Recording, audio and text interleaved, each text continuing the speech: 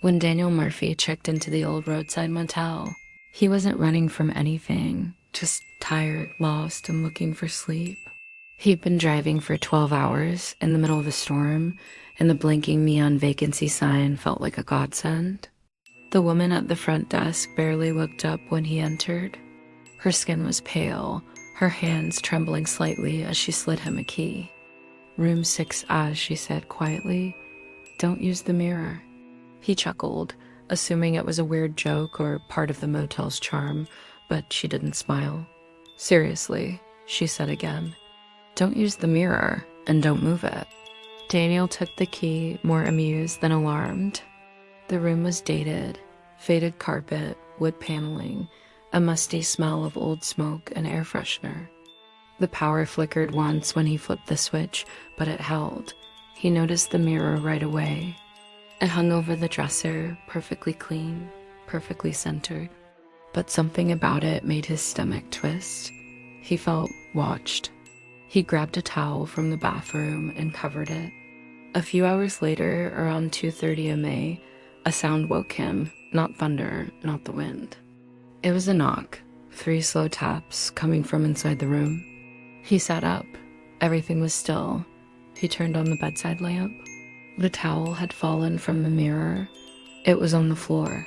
His reflection stared back at him, except it wasn't him, not quite. The expression was off. The head tilt was wrong. The eyes looked more awake, more alert than he felt. He stood up and slowly approached. The reflection followed.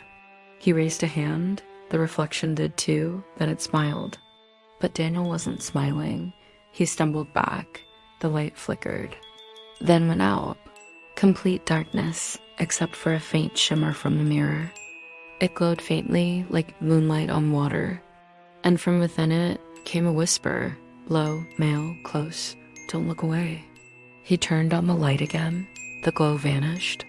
The reflection was back to normal, or pretending to be. He grabbed his bag and decided to leave. No refund, no complaints, just gone. But when he opened the door, the hallway wasn't there. Instead, another room stretched in front of him, identical to his. Same bed, same towel, now nailed to the wall.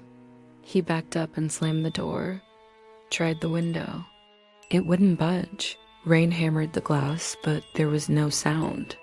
It was like the storm had been turned off. No wind, no thunder. Just silence, and the ticking of the old alarm clock. Tick, tick, tick, until it too stopped. He turned back toward the mirror. Now there were 2 reflections, one standing behind the other, both smiling. He shouted, "Who's there?" But the room absorbed the sound like it had never existed. Then one of the reflections slowly raised its hand and knocked on the inside of the glass. 3 taps, tap, tap, tap. Daniel grabbed a chair and hurled it at the mirror. The glass shattered, or seemed to. Pieces scattered across the floor. But the mirror still hung there, unbroken, smiling back. He screamed and ran for the bathroom, locked the door. Sat against it, panting. Hours passed, or maybe minutes. There was no way to tell. At some point, he must have passed out. When he opened his eyes, it was morning. Sunlight filtered through the blinds. Birds chirped outside. Everything looked normal. The mirror was covered again. The towel back in place. He laughed to himself, a tired, cracked laugh, just stress, exhaustion. He packed up and went to check out. But when he handed the key to the woman at the desk, she didn't look up. "How was your stay?" she asked flatly. He gave a nervous smile. "Fine," he said. "Weird, but fine." She nodded slowly, then said, "You're not him." Daniel stopped. "What?" She finally looked up. Her eyes were bloodshot.